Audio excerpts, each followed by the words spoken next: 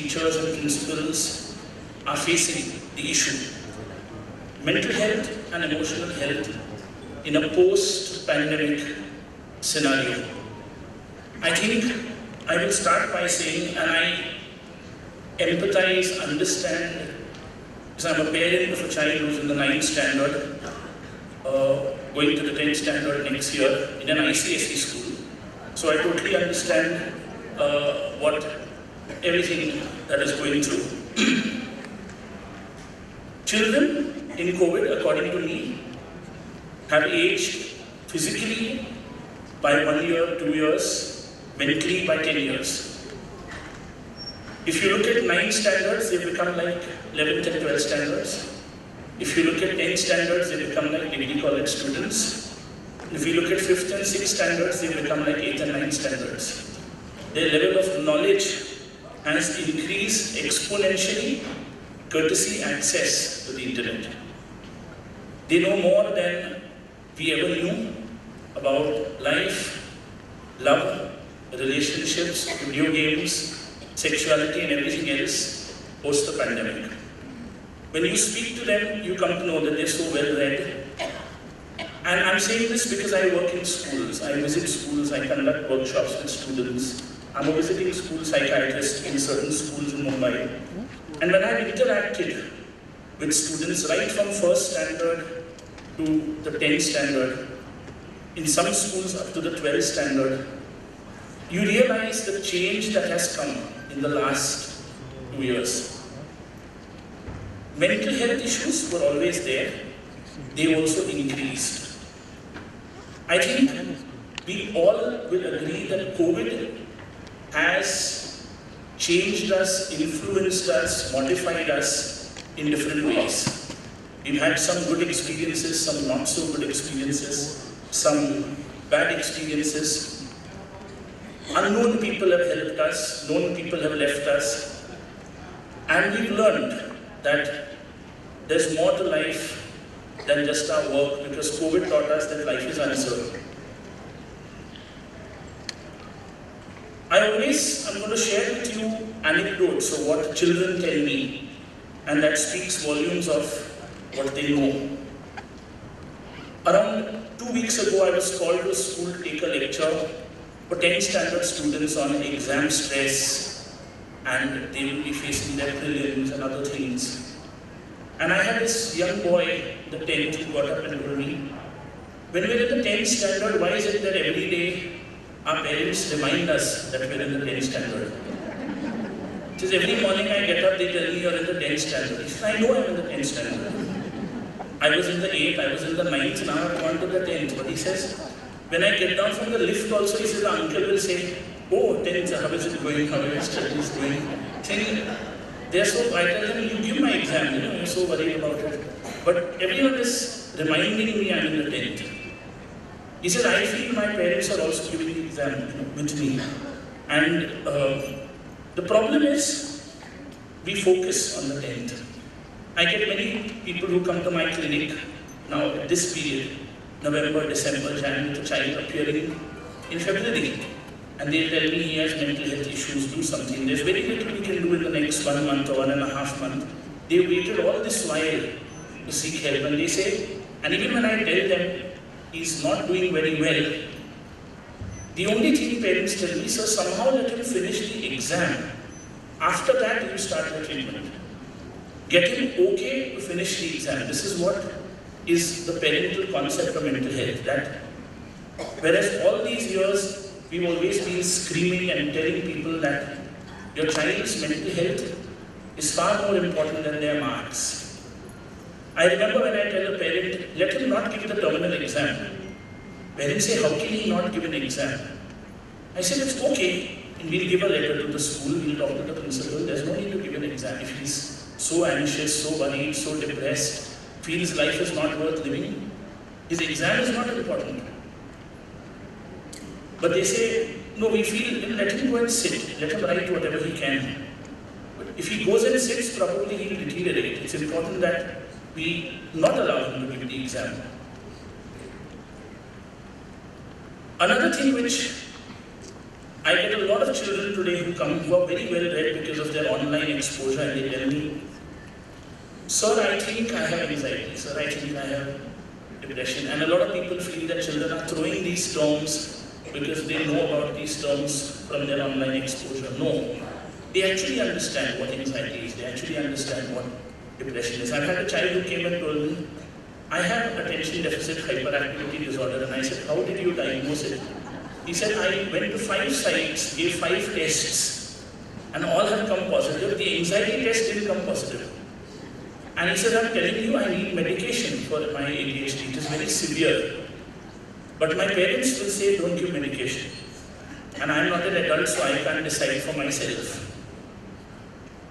And true to the fact, when I assessed him, yes, he needed help. And his parents were, no, he's just lazy. You know, he's distracted. You take away his phone, his ADHD will go away. But the ADHD and the phone are not related. It's a disorder which is separate. It's a condition which is separate. Children have also taught me that academics is important, but overall growth is also important. Whenever I work in schools, I often walk in the corridors in the lunch break, and I pick up children who are sitting alone and not playing on the playground, not talking to others, and I always ask them, why are you sitting alone and having your lunch? And they say, no, I just don't have any friends. And I say, come, okay, we'll talk. And then you come and find out there are some problems in his house. And I urge teachers, principals, please walk in the corridors of your school in the lunch break. See which children are sitting alone. See which children are not talking to anyone. See which children are not smiling while others are playing on the playground in front of them, and tap those children and get them to help. And you'll make a huge difference. Even if you tap one child a week, you'll make a huge difference. And you'll find that, you know, children need help, but they don't know where to go. Of late, we've had, when we look at mental health and emotional health, I remember in one of the schools, one of the principals that I met was very hassled because the 10 standards were free for 2 periods and teachers hadn't come. And she said, the 2 periods are in the middle of the day. How am I going to send them home? I can't even send them home. And there's no teacher who's willing to do the substitution. 10 standard substitution, no one likes to do. So I said, I will talk to them for 1 hour. It's a 30-minute class, I'll talk to them for 1 hour. And she told me, no, they are very troublesome lot, they'll make fun of you. I said, no, they won't make fun of me, I won't talk to them. Children love to hear what they want to hear. Everyone goes and talks to them about marks, tests, academics. So I remember this was a boys' school, it was an only boys' school. So I went and I wrote girlfriend on the blackboard in block letters, and I said, for the next 1 hour we're going to discuss this topic. Everyone became very quiet suddenly. So I said, whatever you want to know about love, failure, relationships, but you ask me one by one. So the principal came after 10 minutes to try and see what a mess I am. But she found that they were very happy and they were laughing and they were talking to me. And I answered all their queries. They wanted to know what is the difference between a crush and what is the difference between love and a crush. What is real love? What is infatuation? Imagine they're asking these questions. They want to know. They wanted to know, how do you handle a breakup? Because nowadays breakups happen as early as 7th standard. So they wanted to know, how do you handle, and after a breakup, when you see that girl talking to another boy, how do you handle that? So they had all these queries and I answered it. The talk session went on for an hour. Then of course the history teacher came because that was a period. And they told the principal, whenever we have a free period, you send Dr. De Souza, to talk to us. And I said I was luckily there in the school, so I came. They said, no, we don't mind once a week. You keep his period, we will attend. Even after school, half an hour we will wait if you want. They were ready to wait. So the reason is that this is, what they want to know. I worked in schools last 20 years, and I remember in 2003, 4, 5, 6, when I talked to principals that we have a session on sex education. I have a lot of principals who told me, if you tell them, they will get knowledge. If they get knowledge, they will probably go and experiment and do something out of the way, and then the blame will be on the school. And today, every school wants a session on sex education. And they say, please come and take a session on sex education. And today, when we have a session on sex education, we don't teach them anatomy, physiology, because that is something they already know very well. We talk to them directly about sexuality, and we keep it an open Q&A, and the kinds of questions that children ask are, I'm saying this because this is just to make you aware. I work in Mumbai, but I'm sure the situation is the same across any city. I have found it the same. The questions are the same, the queries are the same, irrespective of culture, state, religion, anything. I've had principals who told me, would you have the sex education session for the boys and girls separately? And I very vehemently say no. It has to be together. There is no shame in boys knowing about menstruation. There is no shame in girls knowing about male anatomy. It has to be together. I will have a lady psychologist who's there with me in the session if you want. So the principal said, you don't know. The boys and girls will ask uncomfortable questions. And I said, I will answer them comfortably. But the thing is, I said, let them ask. It's important that they ask. An 8th standard girl wants to know the risks and benefits of using an eye pill. An eye pill is an after sexual exposure contraceptive. They know already what an eye pill is, but they want to know that I'm 13, can I use it, can I not use it? And they've asked this standing in front of the entire class without bothering what others may feel and others. We see so many new issues which have come up.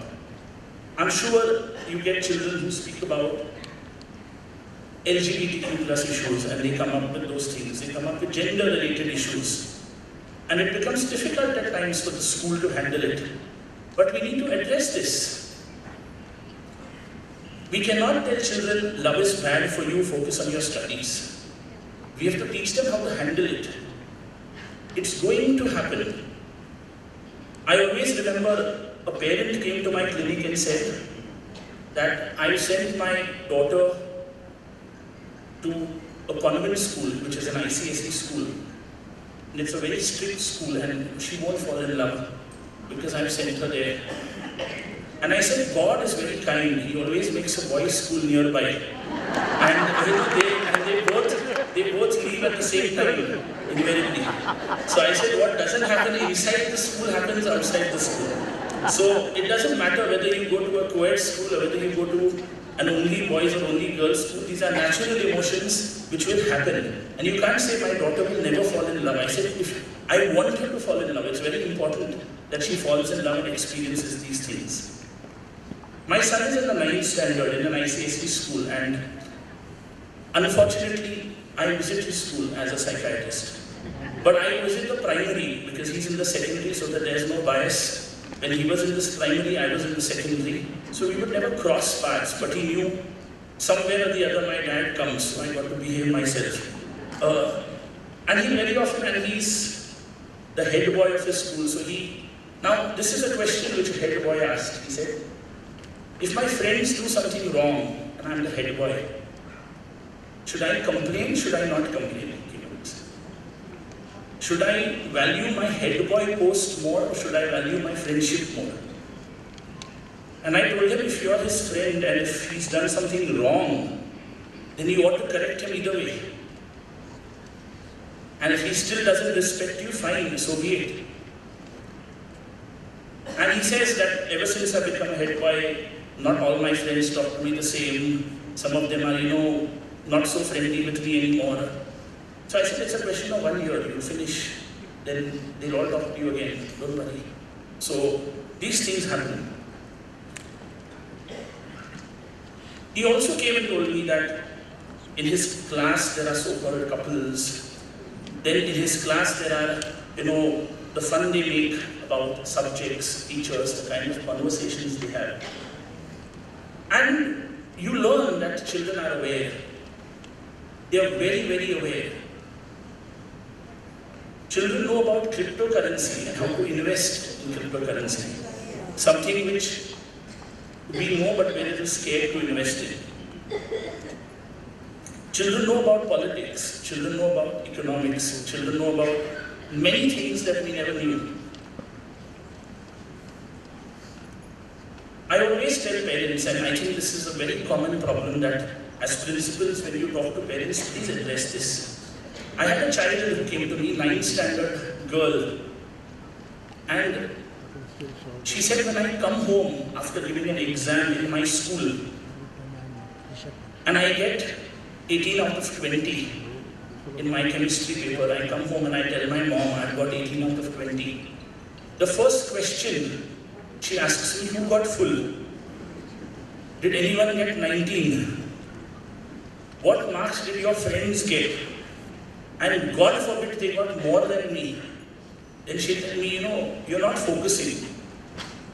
She said, I lost 2 marks. Yes, I did lose, maybe, here and there. But why? And I always asked parents, I said, how many of us have failed in some test in our school? I think all of us have.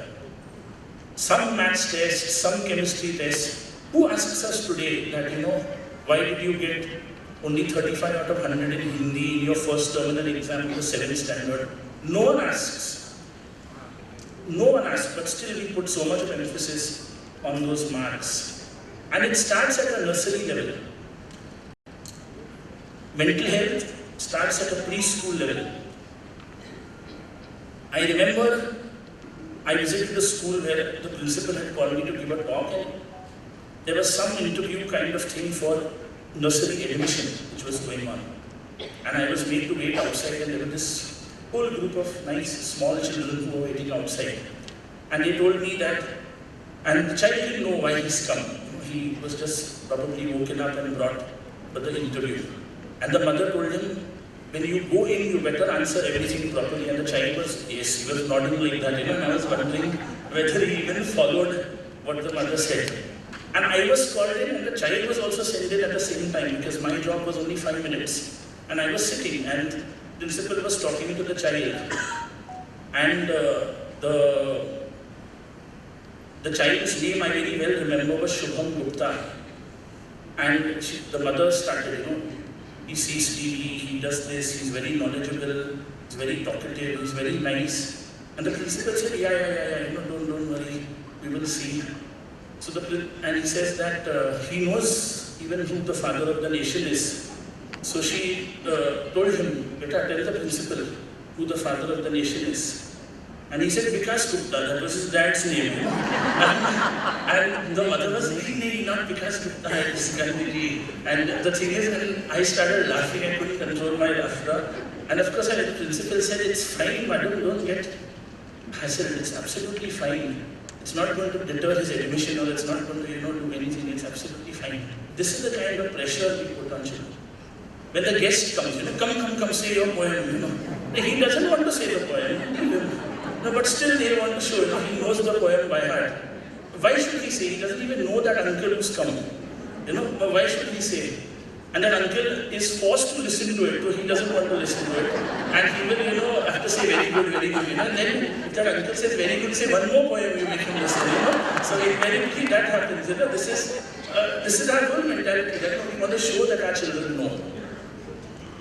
I had another parent who came to my clinic and said, so we are a perfect family. Husband, wife, 2 children. We have 4 separate rooms, 4 TVs, 4 mobiles, 4 internet connections which are separate. No one interferes with anyone. And if we have to meet, we meet. Yes, we talk. But otherwise there's no fighting, nothing in our family. I remember as an experiment we asked 7th, 8th, 9th, 10th standard parents to name the 5 best friends of their child. And we said we'll match it with what the children have said. Or only 10% could name. And I remember a parent telling me, no, this is his best friend. And the child said, that fellow can not talk to him from 4th standard. But the thing is that parents feel they know. So these kind of things, happen. Talk to children. Parents don't talk to children. I always tell parents that you need to have a lot of time that you spend with your children. Talk to them about everything. Don't hesitate to talk to them about a topic. I mean, children have to have all their questions answered. This is what I always believe as a psychiatrist. In one of the schools I work, I had a pre-primary counselor who phoned me and said, and this was the exact words she used. So the children are asking all wrong questions. So I said, what do you mean by wrong questions? And she said, no, the boys are saying, why can't we enter the girls' bathroom? So, and these were KG students, you know, so I said, it's okay. I said, what is wrong? They're not asking anything wrong. They want to know. Tell them. So she says, how can I answer them? What do I answer them? So I told them, okay, now all the boys will be taken for a walk into the girls' bathroom. So of course, there were no girls inside that time, but I took them, showed them bathroom, and I said, see, you're the boys. You all stand and make susu. These girls have to sit and make susu. You want to wear a skirt from tomorrow? Come enter the bathroom. And they said, no, we'll go to the boys' bathroom, you know. So the matter was solved, but it can be solved very amicably. You don't have to make a big issue of it. I remember when the Nirbhaya rape case was going on, we had primary children ask, you know, what is rape? And teachers would get worried, you know, what do we answer them? And I said, they are hearing that word 30, 40 times in the background, probably every day. It's not their fault. So I said, just tell them when something bad happens to a lady, it's done by bad people. It's rape, leave it at that. You don't have to tell them details, but answer their queries. It's very, very important. Substance abuse awareness. We see so much of substance abuse. Cigarettes, alcohol. It has been there from time immemorial. I think even when I was in school, there were people in my class who smoked. There were people in my class who bought beer in the water bottle to the picnic. These things have always happened. But there was nothing done at that time. I have taken a recovered drug addict from a rehab center to the school and made him speak to the 9 standards on how he lost so many years of his life to drugs. And that had more impact than my speaking to them. Because this was someone who told them, I have been there, suffered, don't do drugs. I've taken a cancer survivor who spoke to the 9 standards. That made them realize how it is important to be resilient. So you need to do new things. Just lecture won't do. You need to have new interventions. You need to have mental health cafes in your school. Have an area which is dedicated to mental health. In a school, we had a white wall which was painted, and we told children, when you are upset, hurt, angry, disappointed, please come and write on that wall. A, you can't name anyone. B, you can't use abusive language, but you can write on the wall. And the wall was full with different, if you're happy, also write on the wall. So they wrote. Then of course, every semester we changed it, they again wrote. We have a space in the school where if you're feeling upset, there are musical instruments. Go pick up an instrument, play, do what you want. You can read a book, you can go and do what you want. You can tell the teacher, I am not in a mood to attend one class. You may say children misuse that. We know, we're not going to allow the same child to do it 10 times. But give children some liberties. It's important. I always remember suicidality. Whenever I tell teachers will speak to students about suicide, 8 and 9 standards, they very often say, what if after you tell them someone attempts? I said, they won't attempt. We're going to tell them not to attempt. Why will they attempt? And after every talk, we have around 5 children who come up and say, I have these thoughts, but I never knew who to go and who to meet and who to speak to. And you came and it made me feel, yes, I should talk to someone. It's very, very important. Because every suicide, according to me, is preventable. If intervention is received at the right time. The biggest fear in seeking help for mental health is the fear of visiting a counselor. You feel if I visit, I will be labeled, I will be diagnosed. So first you name it, then you shame it. That's what happens in medicine. You feel I will be diagnosed. It's important that these issues are spoken about.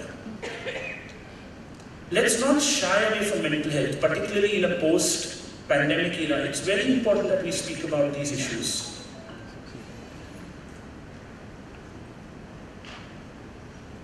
Few other points before I finish. The mental health of students is not only important, mental health of teachers is also very important. And the mental health of principals is also very important. This is more important. Because a school can't be mentally healthy if everyone is not mentally healthy. And I purposely tell principals and teachers that we have to have separate sessions for our teachers. The ancillary staff also needs to be spoken to. The bus staff needs to be spoken to. Only then can you build a school which is mental health friendly. You won't be able to do it if you only focus on the students. Students will come, they will go. It's the teachers that remain. And I have worked closely with teachers. They have a lot of work to do. There's no doubt on that front. They've done a fantastic job with online teaching. Big salute to all of you. But they are always there. It's not that. But mental health of teachers needs importance. And we don't necessarily have to talk about disorders. No. We did workshops on happiness. We did workshops on resilience for teachers. And it was well accepted. And I'll say this openly, in every school we have 3 groups of teachers. One who are very senior, one who are in the middle, and one who are young. And the 3 groups think differently, emote differently, feel differently, but natural, based on their experience. There's no one is wrong or right. And all these 3 groups have to coalesce and work together. In the school, what I refer to as a school love triangle, you have teachers, you have the principal, you have the student, and the counselor. So the counselor's role is to see that everyone is happy. That is what is my role. That the school name should not be spoiled, the teachers should be taken care of, the students' issues should also be resolved. And it's very important that all these 3 are managed together. Otherwise, mental health doesn't work. Even emotional health doesn't work. There are times when I've had teachers who come to me and spoken to me about their personal problems, and I've actually told the school, give them a week off, because they need that 1 week and they'll come back much stronger. Which is, I think, very, very important. Even principals need time off sometimes. It's because there's so much of non-teaching work that they are buried in. You need some respite from that also. Last 2 points before I finish, and then we may take up some questions. One, mental health is everybody's business. Suicide prevention is everybody's business. Please involve the parents. If the parents say we don't want to come, tell them you have to come. I remember when I started giving talks for parents, I had principals who told me, we have parents who are not cooperative. Why? Because I said I want to talk about mental health. No one decided to come. Out of 300 parents, only 40 turned up. When I said how to help your child do better in the 10th standard, everyone came. So I changed the topic. I said, let the topic be anything. I will talk what I want. So all the parents came. Then I said, how to put your child on the right career path. Everyone came to attend. Because they said this is a topic which interests us. So I said, fine. And I said, my talk will be before the open day. If they don't come, they can't attend open day. So everyone came. I said, if their name is not signed in the register, they will not attend open day. So everyone came, they attended the talk, they attended the open day. So we have to mobilize. Parents may not always be receptive, but we have to mobilize. I always feel there are no children who are mentally ill. I refuse to say that children are mentally ill. I believe these are children who are tired, upset, hurt, disappointed. Products sometimes of bad parenting.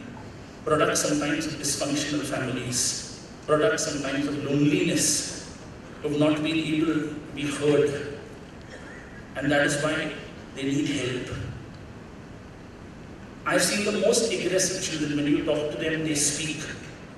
I've seen the most quiet children, when you talk to them, they speak. Both have a problem. and both need help. I always say that it's very important that as educationists, while completing syllabuses, setting exam papers are very important, let's not forget the humane nature of the child that you're dealing with. That is far more important. Why is it that we remember certain teachers who taught us? We remember certain teachers who taught us because they made a difference to us. They listened to us. They spoke to us. We don't remember because they taught geography very well. No. We don't remember because they taught maths very well. No. We remember because how they treated us. I will end with a personal anecdote. When I was in the 6th standard, this is 1988-89, I had a teacher in my school who felt I was a shy, introvert child and felt that by sending me for the elocution, I would open up. And I was scared to bits that how am I going to speak in front of so many people. They made me mug up a poem, half of which I never understood, but I mugged it up somehow. And then they told me you have to say this, but they never told me that it's going to be a full packed hall. And I had never been on stage before. I would always shy away from the stage. I went on the stage. I broke down crying because I was very tense. They were all my friends, all my classmates and other people. So they all clapped for me. They didn't make fun of me. And of course, I left without saying my poem. So this teacher told me what happened. I said, no, I was just tense and I couldn't say it. She was upset, of course, because she had prepared me. And I remember another teacher who was there. Her name was teacher Avinash De Souza. She's in Goa. I still meet her twice a year, if possible. So she took me aside and told me, don't cry. She said, you went on stage. It takes courage to do that. He said, you're a good child. I've taught you. You're an excellent child.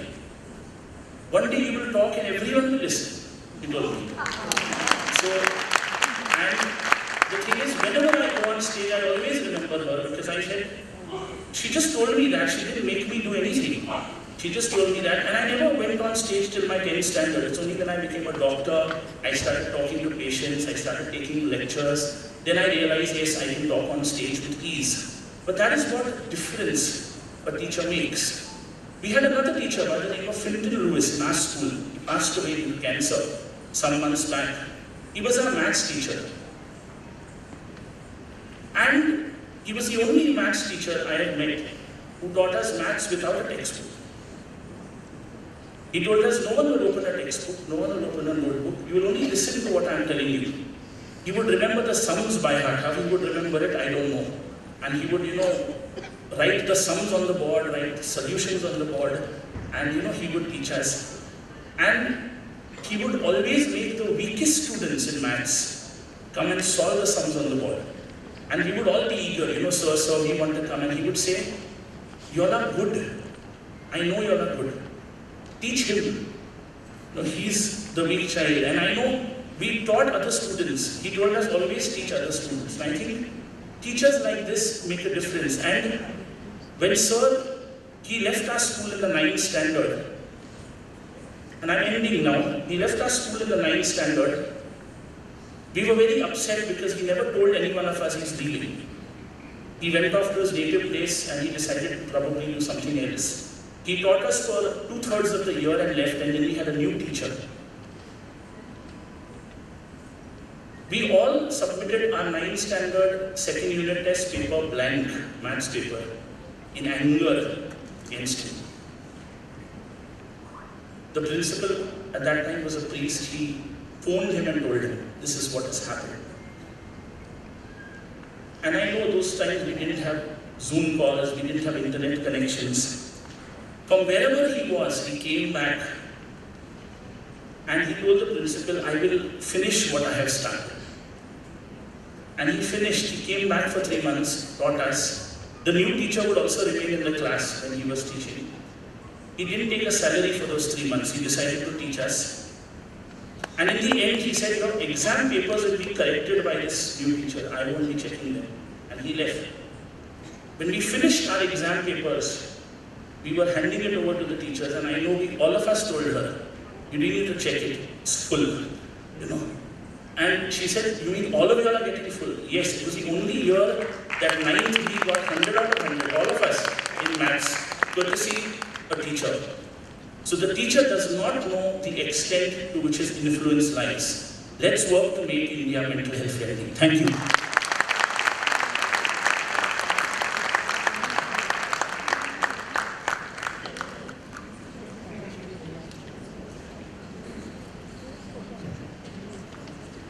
I will take up some easy questions.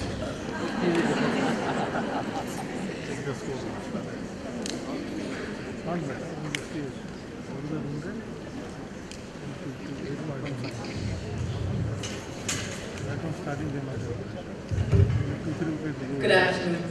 I'm Hema Narayan from Bangalore. I'm an educator from there. I'm not sure how many of you will resonate with this. It is a difficult topic, at least for me and for my ilk, I'm assuming it will be. But there is a lot of bullying that happens within school with reference to sexual orientation and the idea of transgenders.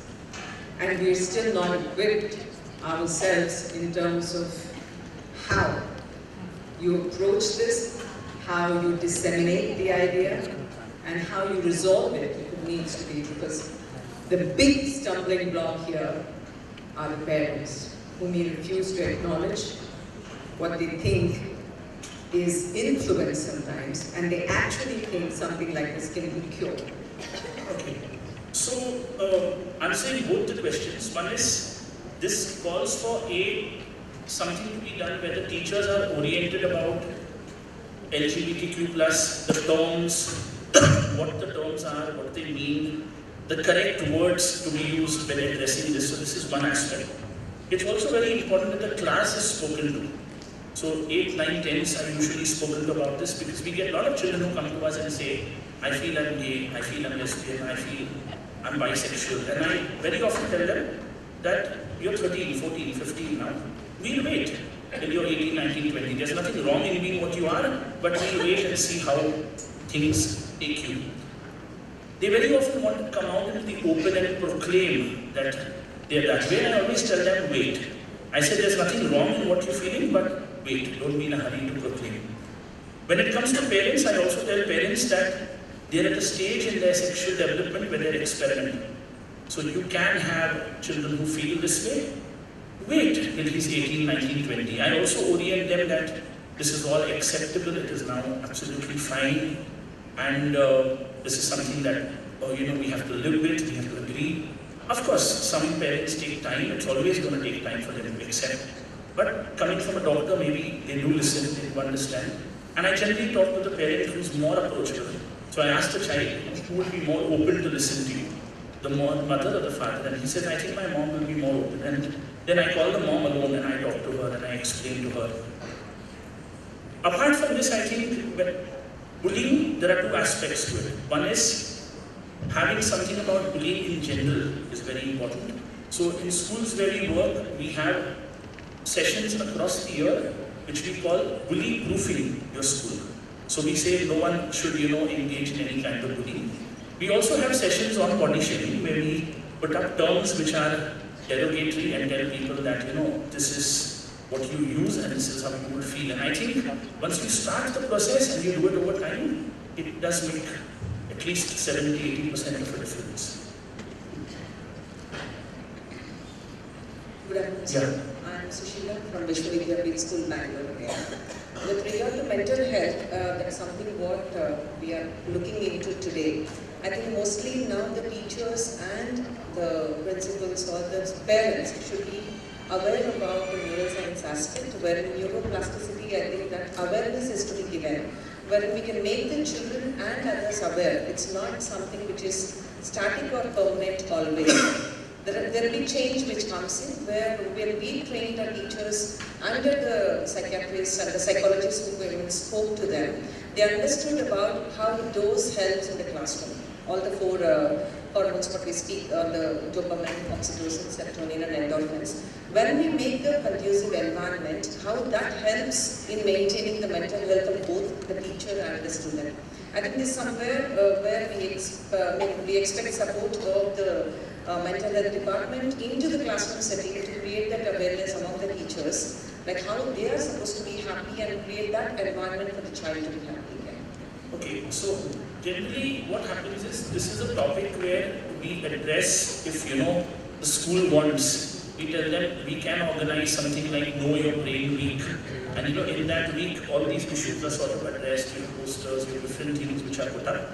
I think there's a certain amount of brain biology in the biology syllabus as well, which students come across. This could be an add-on project added to that, because they have nervous system in their biology, so it could be incorporated that way. So I think yes, brain-based learning, and of course how the brain works along with chemicals, definitely something that would benefit. Good afternoon, doctor. This is Sunita George from Mumbai. We have a typical case here of some students, a child and his younger brother who's studying in the school, and they have approached the school counselor for help because they have an abusive father. Now the father is at an influential position and the mother is not ready to, and the situation today is such that the mother often gets beaten up, and the children have recorded the video of the father, and it's quite alarming and serious.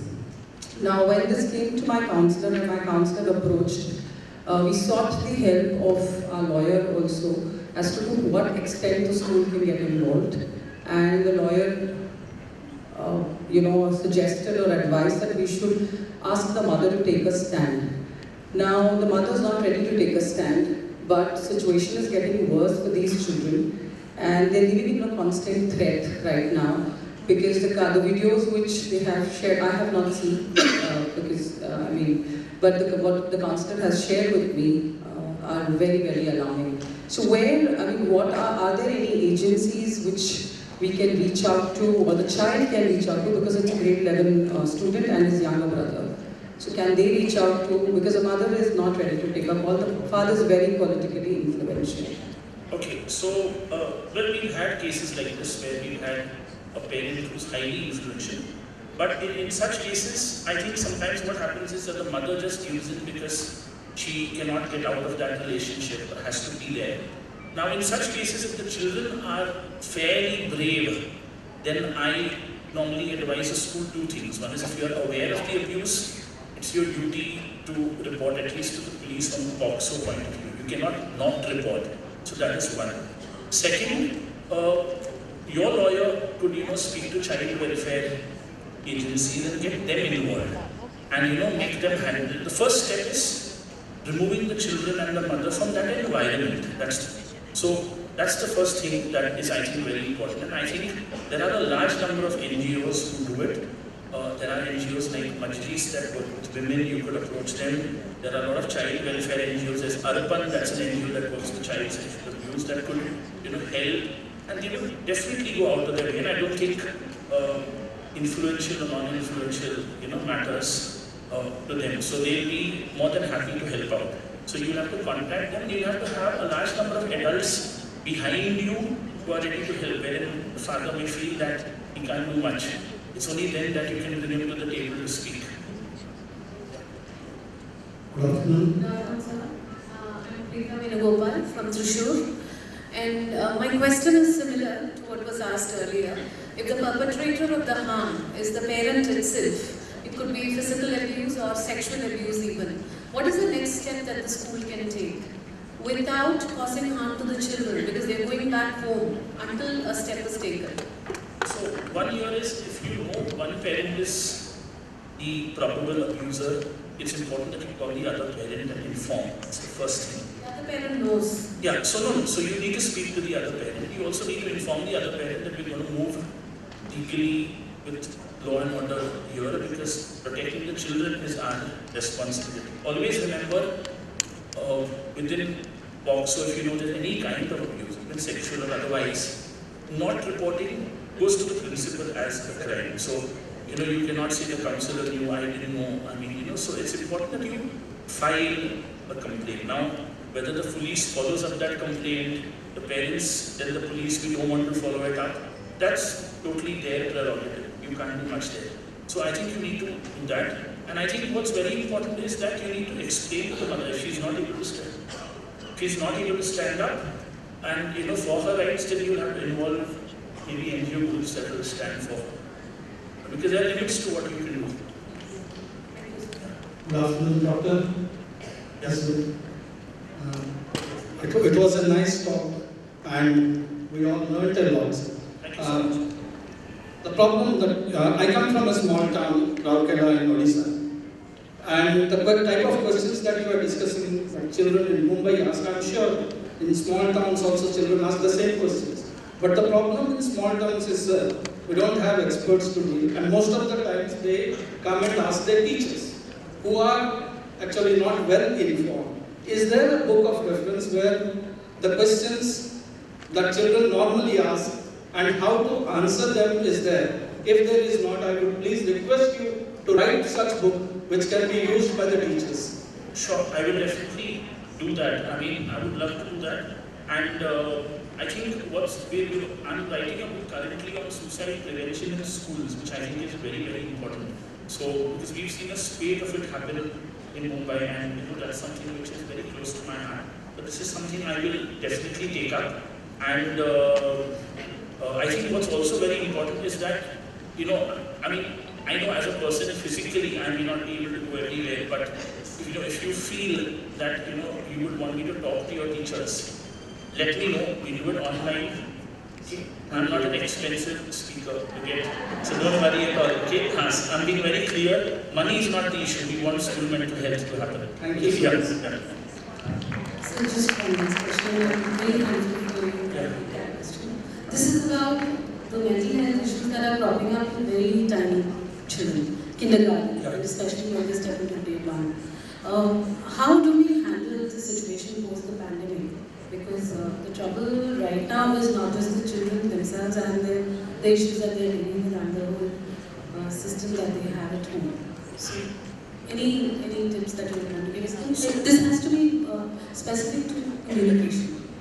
Okay, so I think when you look at communication particularly, I think there may be issues with vocabulary, lack of vocabulary, the wrong vocabulary, multiple things that come in. So I think you'll need to probably spend some time focusing on vocab initially. You'll also need to spend some time focusing on sitting tolerance initially. You'll need to spend wherein academics will of course happen, but you'll have to get them to get used to the disciplined school kind of environment. You'll also have to spend time wherein like I always say, for smaller children, sometimes the transition is such that we use a partly online, partly offline model, at times, yeah.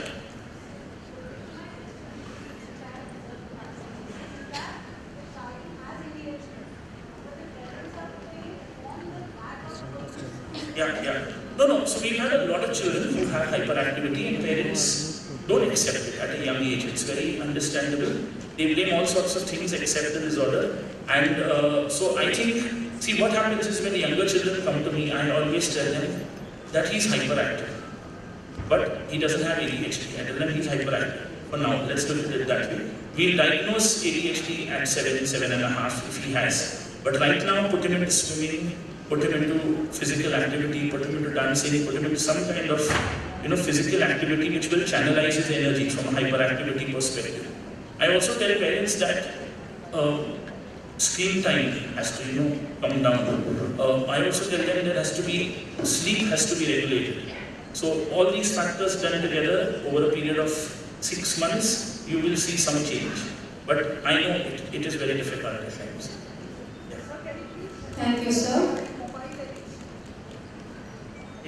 Shall I take another question? Blame and reset your Okay, one last question. It's about mobile addiction, since they've asked me. Well, I think we all are addicted to our mobiles in a way. Now, if you ask me, one of the things I do when I get children that come to me with mobile addiction is I tell them that we're not taking away your mobile. That's not going to solve the problem. So you decide with parents and children on a system that they get 2 hours off and 1 hour on. Now that 2 hours off, that 1 hour on will become 1.5 hours, that those things will happen. But I tell children, see, children are mortally scared of handing over their mobile to their parents. You know, because what if the parent opens it, what if they see it? So one of the things which I have done is I tell children that you will buy a steel box from the market, put your mobile in it, lock the box, keep the box with you, so your mobile is with you. Give the key to your parents, you'll get it after 2 hours. Then you open it, check your messages, do all that you want, and they will come up with frivolous ideas that my tuition group is there, my study group is there. I said, put your mom's number on all that. If it's a tuition group, there's nothing wrong. So if any tuition message comes, your mom will inform you. Or any notes come, your mom will anyway tell you. So don't worry. But your mobile will be away. And there are some children where I tell them, okay, you finish off a certain amount of work, then you can use the mobile. 11:30 or 11, the entire family goes gadget free. It's very important. If the entire family doesn't go gadget free, there's no way you're going to get rid of the addiction. So the entire family has to play the game. It's not only the child. Thank you, sir. Tell him, ma'am.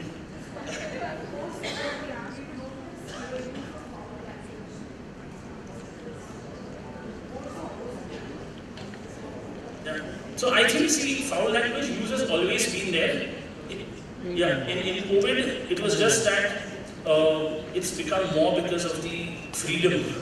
So, you know, you need to talk to the children about it. I've done it in schools. We've spoken to them about it, we've explained bad nuances, good nuances, everything. They've understood. They'll realize over time.